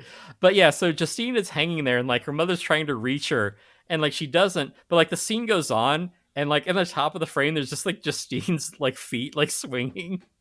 And it looks silly, which sucks because like I know this is supposed to be horrifying, but it's just like, oh, by the way, Justine's here too. Yeah, it's like your brain knows it's horrifying because you've seen this story unfold and it's tragic. Yeah, Like this poor woman who also is like treated like absolute shit by her mother. yeah. In a little She's a worker, and that's it. She has a job. And like, you know, she seems like she has a kind of mom that like people would post about on like a dedicated subreddit, like about Right. like narcissistic parents or whatever. Right.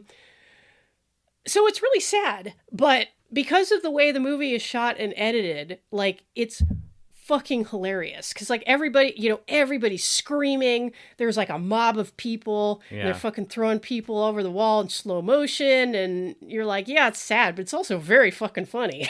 Right. Yeah. There's a lot going on to the point where it's just like I throw my hands up at this. Like I don't know what I'm supposed to be like scared or offended or shocked by anymore. It kind of reminds me of like there's a I won't spoil this piece of shit movie, but there's like a scene involving a hanging in the movie Jojo Rabbit, Mm-hmm. which is intended to be like, oh my god, that is so, oh my god, it's so tragic, and it evokes an earlier scene that was tender and heartwarming. Yeah. It's like, oh, I But suddenly don't think I like these Nazis guys anymore. but because that movie's a piece of shit, I was just like, Like whatever. yeah. Yeah. Yeah. Again, not the reaction you want. Yeah, it was me in like the last 10 minutes of what like that Stephen King movie about you got to keep walking, whatever. Oh, right. Yeah, we're at the end. I'm just like, oh come Oh, on. Stand By Me. Right, yes, Walk by Me. That was it. I did not There care. was, Did not care for that. I forget which. I think it was the Rock and Roll High School Forever episode where I just like completely chowed like 3 times in a row the movie that you were trying to think of. Right. Yeah. No. Yeah. Yeah, it was very funny. Yeah. Stand by me. It's like, lean on me. No. Stand and deliver. No. Yeah. you're just It's like, whatever. no, Jen. Right. Yeah. Like maybe eat something before you record. Yeah. Right. We should put another person's brain in you and record the podcast that way. Oh yeah, that's another thing too. Show couldn't be any worse. Right, yeah. So so Frankenstein used the body of Robert De Niro's anti-vax violent mental patient, but he took his brain out and he replaced it with John Cleese. So the movie has a whole other tone too. If you imagine that it's John Cleese who's doing all this stuff. Yeah, he's basically. It would be funny if the monster just started acting like Basil Fawlty. Yeah, the monster of silly walks. Yeah. So the Yeah, I didn't, and I don't remember. Okay, because yeah, I haven't read. I'm sorry that I interrupted, but like I said before, I haven't read the book in so long. I don't remember where he gets the brain in the novel. All I keep picturing is, of course, the iconic scene in Young Frankenstein. Abby Normal, yes. Yes. I did like that that De Niro's character had like a peg leg, so there was reason for Frankenstein to go like lift like a good leg off of like the morgue, because it seems like just a Frankenstein trope where like the monster's made of parts just for the sake of having him made for parts. Schwanstucker. Yeah. Yeah, it's like, why don't you just use one whole dead person and bring them back to life rather than be like, no, I'm going to do this hard mode. I'm going to cut up a dozen different people take like the knees from that guy and like the left hand from him and the right hand from her, and then put it all together in one monster. It's like, I think you're just making more work for yourself. Which, unless Yeah. it's like Frankenhooker, where you're like, I want her tits and her ass and her thighs, like then it makes sense. Yeah, or like the brain that wouldn't die, which Right. I think sort of accidentally could be read as like a statement on misogyny, because the mad scientist in that is like, oh no, my girlfriend has just been killed in a horrible car accident. I'm going to put her head on an even better body. So I'm going to go around leering at women until I find the right one. Yeah, because you're basically interchangeable. Right. You know, just some have like bigger tits than others. Right, yeah. It's like that joke. And you want to get like some backbreakers. Am I right? Yeah, like when... I want that bitch to be in pain constantly. Right. Well, it's easier to get her on her back. Yeah. She's like, oh, thank God. Oh, finally I can relax. I've been hauling these around all day. Yeah, these double G tits. Like, I know, here we go again. Yeah. And that's the story of Chesty Morgan. The tragedy of Chesty Morgan. Yeah, I keep confusing Chesty Morgan with Chesty Puller. It's very awkward. Yeah, I would too. Someday I'll find someone to laugh at that joke. Well, we'll keep having guests on. If you want to talk in wild digressions, very seldomly actually mention the movie that you're supposed to talk about, come on our show. So Justine gets killed, and the monster basically makes an agreement with Frankenstein, which I liked that it rolled right into the Bride of Frankenstein, where he says, "Yeah, make me a woman, or I'm going to keep killing people." So at this point, the monster is basically an incel. I was going to say he is the prototypical incel. Yeah, he's the anti-vax incel. Like, God damn it, Frankenstein's monster, you need to get off the internet. You need to meet a girl. You need to get a hobby. Yeah. Considering, like, okay, so you want a woman, but what do you have to offer in return? Well, I'm very strong, and I have that Schwanstucker. So sold. Yeah. And yeah, that's the other thing too. Yes, he's violent and mentally deranged, but I've dated worse. Right, yeah. And even still, I mean, at the end when you see like the two of them together, you can ask like, Helena Bonham Carter's Bride of Frankenstein, be like, what does she see in him? And poor Helena Bonham Carter. Right, yeah.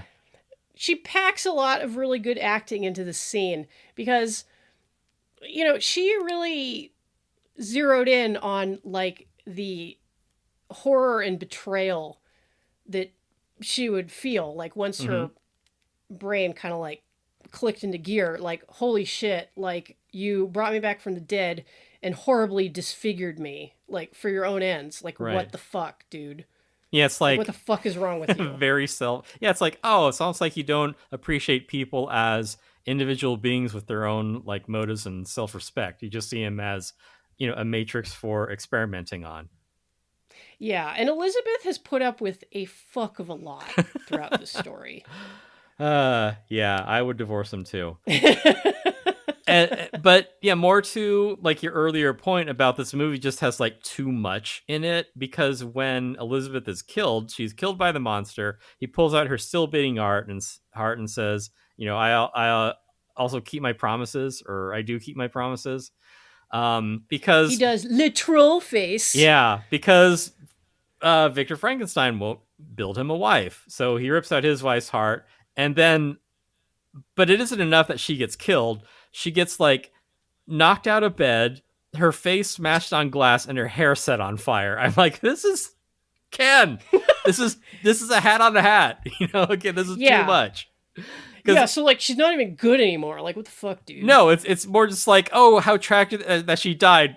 And then she flew out a window. Oh, now that she's like fell down, she rolled down a hill. Oh, now she fell into traffic. No, you're right. Now she's in a vat of acid. It's just like it goes on and on. No, she stepped in a bear trap somehow. Yeah, it's Seth MacFarlane's. Seth MacFarlane's Frankenstein.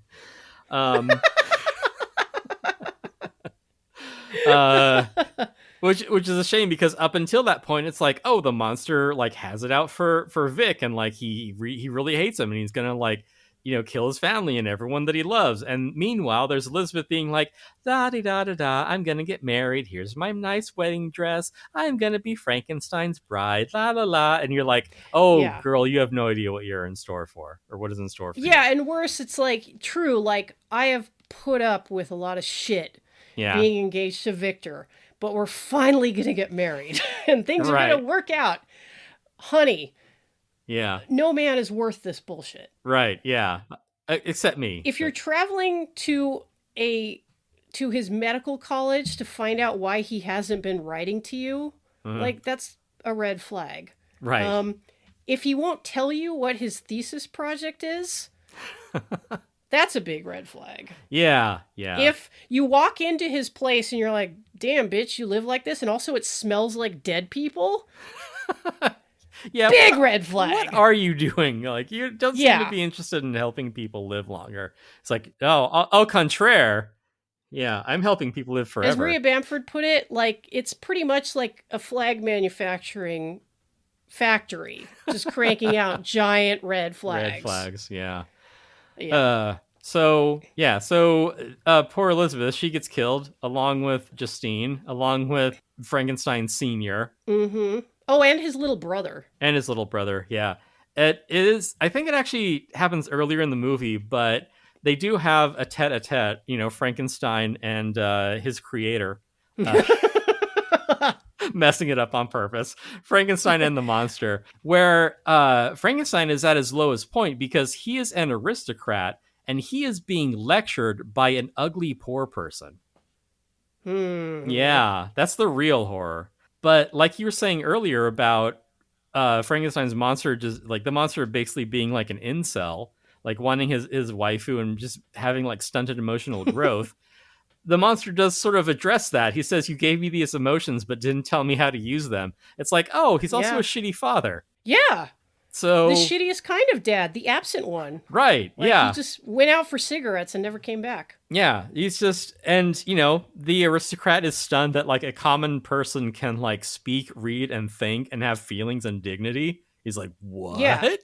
Like, you don't just live to work for me? Yeah. It's like how social media has broken like so many elite people's brains. It's like, wait, like the Morlocks are talking back to me and they don't love everything I do? Yeah, this is incorrect. Make them like me. Make them like me. Get disappear the bad ones. Like I'm gonna buy the website and I'll show them.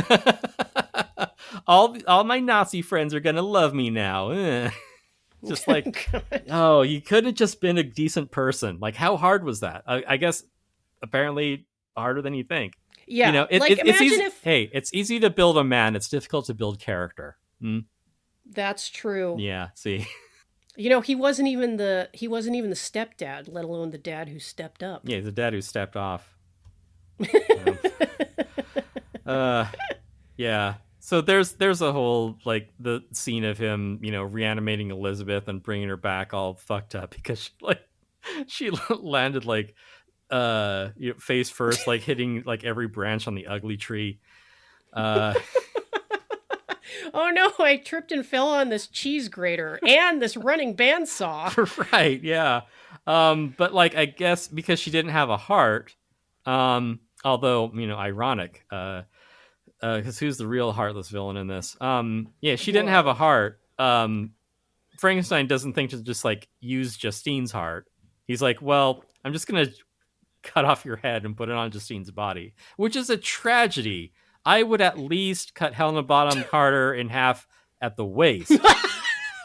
I was going to say, he was like, Elizabeth did have the best tits, but right. Justine had a great ass. Yeah. See, now you're in Frankenhooker territory.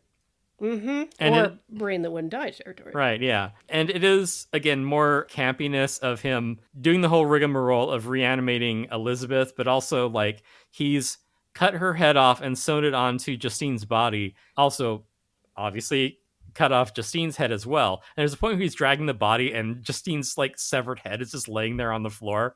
It's just like, oh, yeah, I need to pick that up. Like, I need to remember I have to clean my lab when I'm done at the end of the day. Like, future Victor Frankenstein will thank me. Well, he has people to do that. Does he? He just has... It's one of the perks of being an aristocrat. They're all dead. Well, I mean, he did have guys like willing to go like hunt down the creature for him after he came riding in on his tiny little Kenneth Branagh-sized horse. Oh, okay. Yeah, maybe. I believe Kenneth Branagh is a sawed-off gentleman, and they did get him a horse that fit him, which is just adorable. That's good. Yeah, you don't want to overhorse your lead. No, you don't, because he would look stupid on like a Shire horse. Yeah, positively Like diminutive. 18 hands tall. Fuck no. It's like, Yeah, let's no. get him a pony. We'll tell him it's a real live horse. It's a real grown up big boy horse. It is a nice horse. Yeah. It looks like it's a nice, neat little black horse. Now, if you replaced it with the legs of another horse and gave it like a different mane, We're gonna perfect take horse. we're gonna take Secretariat's heart and we're gonna put it in the body of, I don't know, but well, really Secretariat was the complete package, because Yeah. what a specimen. Yep. Yeah. Horse. Yeah. People should be mailing his sperm around to Taylor Swift.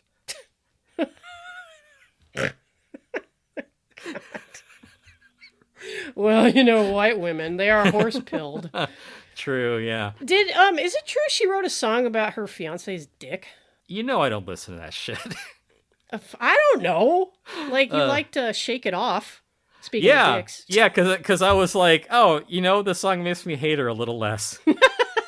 I liked She seems like a slightly less worse person. I liked that. What was that song? Oh, I know the song you're talking. She's leave you breathless. Yeah, with an I know the nasty one that you're talking scar. about. It's that song where she's complaining about a bad relationship.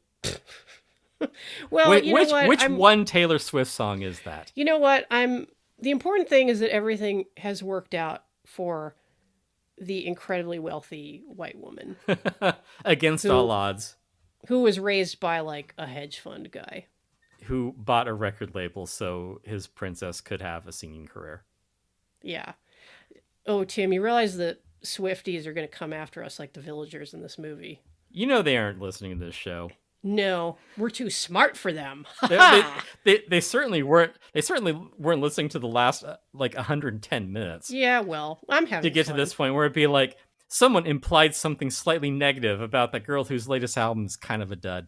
But anyway, we race to the end of the movie, and yeah, if you're It's fine. So did Branagh. Yeah, and if you're Victor, you're watching, your for the animated corpse of your former fiance, cuddling up to a monster, and you're just like, but I'm rich and handsome. What the hell? So, Why are you mad?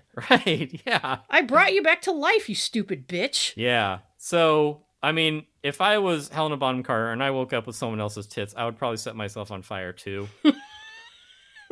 Life wouldn't even be worth living. I mean, it is kind of a tradition for, these Bride of Frankenstein scenarios to involve some kind of immolation, often of the self. Look, we're losing the plot. This has all been a huge digression. We've forgotten about the Northwest Passage. Oh, right. So thank God, with a sure hand, Kenneth Branagh brings us right back to the frame story. For some reason. Well, because, Frankenstein. again, he's being faithful to the book, and, the monster has, chased him all the way to the fucking North Pole. The ends of the for, earth. Reasons. Yeah. Like I said, I haven't read it in a while, so get off my ass. But Frankenstein, because he is so very tired, just, dies, I guess. Yeah. In the ship's cabin. He dies of running out of things to do. Right. If I don't keep having disastrous, unethical, mad science projects, I will die. He dies rather than take a moment to realize that he really is the asshole. Yeah. I created an abomination from the body parts of dead people. Am I the asshole? You would post 600 downvotes. Yeah, you get downvoted immediately, and people will be like, I'm reporting to the admin. This is not a true story. You just made this up. Yeah, it just gets deleted because people are like, you wrote this with ChatGPT. I can tell from the M dashes. Which sucks because it would be delightful to have something like that. This is the season for it. But to put in an hour's work should just get like 5 downvotes and then get reported and deleted. Like, fuck you, Redditors. It pisses me off because I actually like to use M dashes. No, yeah, me too. They're classy as fuck. I'm not a fucking AI. Yeah. What? Like, you're going to tell me that Emily Dickinson was an AI? Fuck you. Yeah. It is the gentleman's semicolon, the M dash. Mm-hmm. But yeah, well, anyway, Redditors, if you're so mad, why don't you have like your mad scientist, like idol, like whip you up a waifu out of spare parts of pureed culture. She can tell you how great you are. Yeah. Or, die in an ice flow. Like, and the funny thing is that they still managed to do an immolation like in the fucking Arctic Circle because all this shit has to end with fire. Yeah. Die in a fire, they say. One slight misstep from the otherwise unimpeachable composer, Patrick Doyle. In a moment, like, totally emblematic of this entire fucking movie, not knowing when to quit. Like, as De Niro's creature is about to, like, plunge the torch onto Frankenstein's funeral pyre, he stops and holds it aloft, and there's a literal drum roll on the soundtrack. It's how you know this moment is important. He's building up to it. Yeah. Like, I understand why Frank Darabont was like, Jesus Christ, I'm going to step into traffic when I leave this screening, because fuck. Don't, he'll reanimate you. Yeah, like...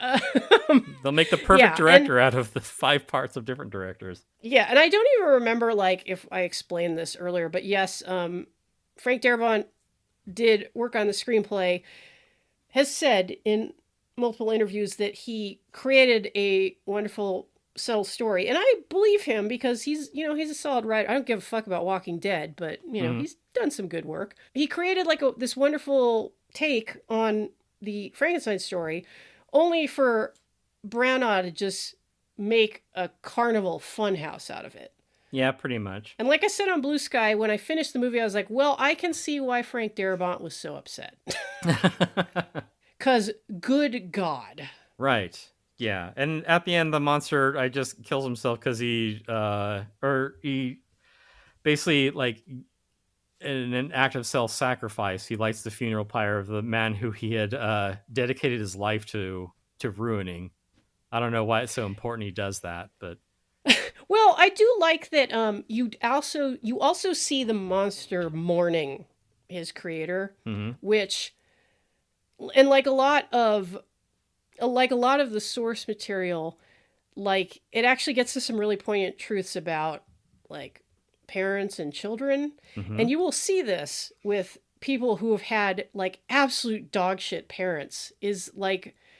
And people will wonder, like, why don't you just, like, stop talking to your mom? Like, or why don't you cut off your shitty dad who just does drugs and fucks up constantly? Well, there's always the instinct of the child to reach out for the parent.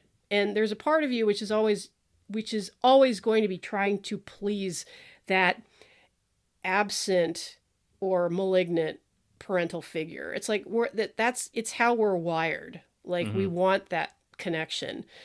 And even after the monster has created this, like, trail of havoc, like, he's still in agony over the death of his creator, because like, he hasn't been to therapy, he hasn't worked through any of this shit. He's just been killing people, right? Yeah. And chasing Victor Frankenstein. Well, yeah, because I mean, part of it too, like, in terms of Frankenstein being a bad father, it's like the ship captain comes in and he finds the monster there with the dead Frankenstein going through his book, and he's like, "Who are you?" And you realize that it isn't clear, like, what the monster's name is, and then the monster's like, "Yeah, he named me XAEA-12." Yeah, that was really weird to be in a movie from 1994. Yeah, strange. That must have been where Grimes and Musk got the name. Yeah, that was where they went on their first date. It was where he drugged and inseminated her. And he was like, "That movie is fucking awesome." Someday I will be as cool as Victor Frankenstein. And I also like how the movie, like, sort of ends with a punchline. Yeah. Because when one of his crew asks the captain, like, "Well, where to now?" And keep in mind, Captain Walton has just been on this monomaniacal quest. Yeah. for the Northwest Passage or whatever. And he asked him, like, where to now? And he's like, home. His crew just kind of like tapping a baseball bat or like running the thumb along the edge of a machete, be like, so Cap, where to now? Yeah, and it's like, well, at least one person learned something from this comedy of errors. Right, yeah. Don't be a megalomaniac. And maybe, I don't know, if you're an aristocrat, beat your children. Tell them no all the time. Make them poor. I don't know.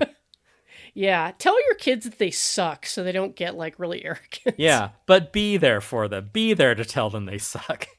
Yeah. Like, that is honestly, like, so precious to a child, is to have a parent being present enough to say, like, God damn, what the fuck is wrong with you? Yeah, this is a stupid idea. Don't do this. This is stupid and you're stupid. If only shit. someone had told Kenneth Branagh the same thing. See, exactly. I think that we've reached, like, metatextual analysis on this. Mm-hmm. I wonder if Helena Bonham Carter was like, man, this is all really good stuff. Like, you were crushing it as a director and a filmmaker. All right, it's time for 6 ads from Pluto TV. Thank you for listening. If you enjoyed this episode, you can show your support by going to patreon.com/haveyouseenthis and make a pledge at the $2 or $5 tier. $5 a month gets the latest episode before everyone else, plus access to our Discord, where we're always arguing about movies. If you'd like to give us a tip, our Ko-Fi link is in the show notes. I got another one. Check this out. Mm-hmm. Check this out. You ready? Yeah. Helena Bone In Carter. Oh man, I'd like to.